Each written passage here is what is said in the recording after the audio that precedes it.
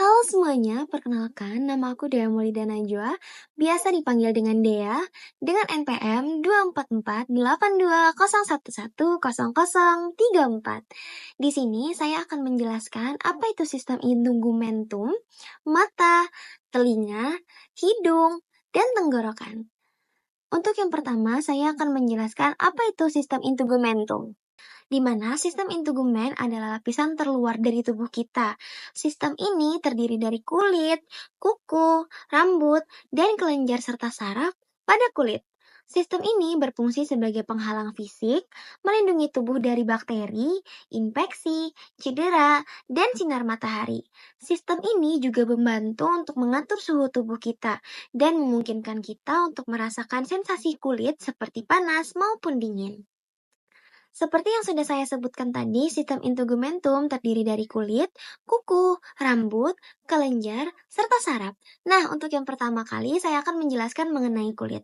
Kulit merupakan organ terbesar dan terberat dalam tubuh kita. Beratnya sekitar 6 pon atau lebih, dan tebalnya sekitar 2 milimeter. Lebih tipis di area sensitif seperti kelopak mata, dan lebih tebal di permukaan seperti telapak tangan. 1 inci kulit kita mengandung hampir 19 juta sel. Banyak sekali bukan? Nah, selanjutnya, kulit terdiri dari 3 lapisan nih teman-teman. Ada epidermis, dermis, dan hipodermis. Epidermis merupakan lapisan teratas kulit kita. Ini merupakan bagian kulit yang dapat kita lihat dan sentuh. Yang kedua adalah lapisan dermis. Lapisan dermis ini merupakan lapisan tengah kulit kita nih teman-teman. Lapisan ini merupakan lapisan yang paling tebal dan lapisan ini juga mengandung kelenjar keringat dan minyak serta folikel rambut. Yang ketiga dan yang terakhir adalah hipodermis. Hipodermis ini merupakan lapisan terbawah dari kulit kita. Lapisan ini terdiri lapisan lemak pada kulit kita yang membantu untuk melindungi tubuh kita. Selanjutnya ada kuku. Kuku berfungsi untuk melindungi ujung jari dan kaki kita. Anatomi kuku terdiri dari lempeng kuku, dasar kuku, kutikula, matriks, dan lunula. Selanjutnya ada rambut. Rambut itu tidak hanya membantu kita untuk tampil selalu cantik. Rambut di kepala juga membantu menjaga panas tubuh. Bulu mata dan alis membantu melindungi mata dari kotoran dan air. Rambut kita ini juga terbuat dari protein yang disebut dengan keratin. Rambut kita terdiri dari 3 bagian, batang, folikel, dan umbi. Selanjutnya adalah kelenjar. Kelenjar ini terdapat di seluruh tubuh kulit kita nih teman-teman. Kelenjar juga mengeluarkan zat-zat seperti air, garam, ataupun minyak dari bawah kulit ke permukaan kulit kita. Sistem integumen kita terdiri dari kelenjar-kelenjar seperti kelenjar keringat, kelenjar sebasea, kelenjar serumen, dan kelenjar susu. Materi kedua, di sini saya akan menjelaskan apa itu mata. Mata merupakan organ penglihatan yang memungkinkan kita untuk melihat dunia di sekitar kita. Ia terdiri dari berbagai bagian yang bekerja sama untuk menerima, memproses, dan mengirimkan informasi cahaya ke otak. Fungsi utama dari mata adalah mengubah cahaya menjadi sinyal listrik yang dapat diproses oleh otak untuk membentuk gambar. Mata terdiri dari beberapa bagian nih teman-teman. Yang pertama ada kornea.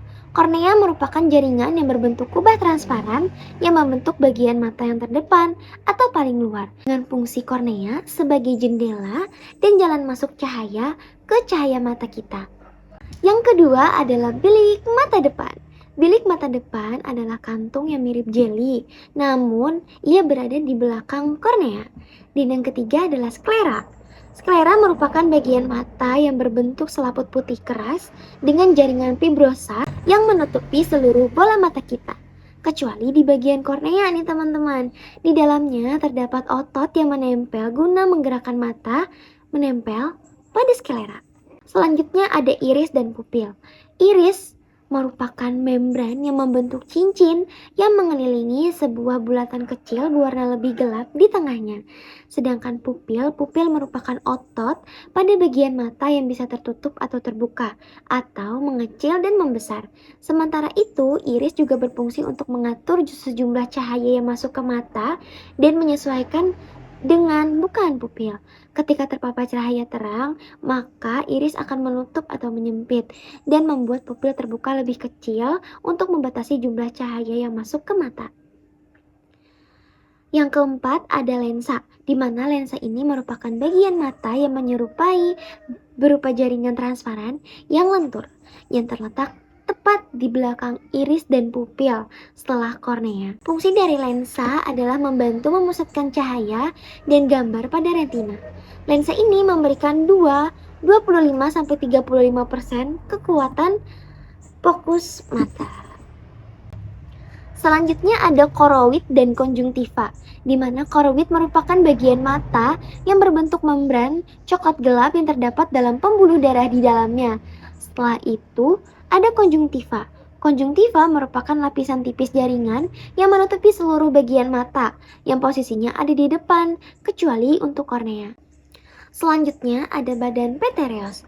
Badan petereos merupakan zat seperti jeli yang mengisi bagian dalam belakang anatomi mata. Selanjutnya ada retina dan saraf optik. Retina adalah sebuah jaringan yang peka terhadap cahaya. Retina ini melapisi permukaan bagian dalam anatomi mata. Selanjutnya ada yang namanya makula. Makula merupakan area sensitif kecil di tengah retina yang memberikan penglihatan sentral, dengan fungsi memberikan penglihatan detail yang paling tajam di depan mata. Selanjutnya ada kelopak mata. Kelopak mata ini membantu menjaga kesehatan mata dengan melindungi kornea kita dari paparan benda-benda asing seperti infeksi, cedera, serta penyakit. Selanjutnya ada telinga, hidung, dan tenggorokan. Telinga merupakan organ indera pendengaran dan juga paling berperan penting dalam menjaga keseimbangan tubuh. Telinga menangkap gelombang suara dan mengubahnya menjadi sinyal listrik yang dikirim ke otak. Selanjutnya ada hidung. Hidung merupakan organ pernapasan dan penciuman utama bagi manusia, dengan fungsi untuk menyaring, menghangatkan, dan melembabkan udara sebelum masuk ke paru-paru, serta untuk mendeteksi bau. Tenggorokan merupakan bagian dari saluran pernapasan dan pencernaan yang menghubungkan mulut dan hidung ke paru-paru serta lambung. Selanjutnya ada yang namanya bagian telinga luar. Telinga luar ini memiliki anatomi seperti daun telinga yang menangkap gelombang suara, saluran telinga atau yang mengarahkan suara ke gendang telinga bergetar saat terkena gelombang suara. Selanjutnya ada bagian telinga tengah. Telinga tengah ini merupakan ruang kecil yang berisi 3 tulang pendengaran. Yang pertama ada malleus, incus, dan stapes. Yang ketiga adalah telinga bagian dalam. Telinga bagian dalam ini terdiri dari koklea yang mengubah getaran suara menjadi sinyal listrik ke otak atau via saraf pendengaran. Dan yang terakhir adalah vestibular dan kanalis semicularis yang mengatur keseimbangan. Selanjutnya adalah hidung. Yang pertama adalah lubang hidung, yang kedua adalah rongga hidung, yang ketiga adalah concha nasalis atau tulang-tulang turbinat, dan yang keempat adalah saraf penciuman atau nervus olfactorius, yang kelima adalah septum nasal. Selanjutnya, ada bagian-bagian dari tenggorokan. Yang pertama adalah nasofaring, yang kedua orofaring, yang ketiga adalah laringofaring. Selanjutnya ada yang namanya laring, disebut juga sebagai kotak suara yang terdiri dari pita suara yang menghasilkan suara ketika kita berbicara, epiglotis atau katup yang menutup trakea saat menelan makanan agar makanan tidak ke paru-paru. Yang ketiga adalah glotis, di mana ini merupakan ruang di antara pita suara. Yang ketiga adalah trakea dan esofagus. Trakea ini merupakan saluran pernapasan yang menyalurkan udara ke paru-paru. Esofagus merupakan kerongkongan yang menyalurkan makanan ke lambung. Sekian presentasi saya mengenai integumentum, mata, telinga, hidung, dan tenggorokan. Terima kasih atas perhatiannya. Wabillahi taufik wal hidayah. Wassalamualaikum warahmatullahi wabarakatuh.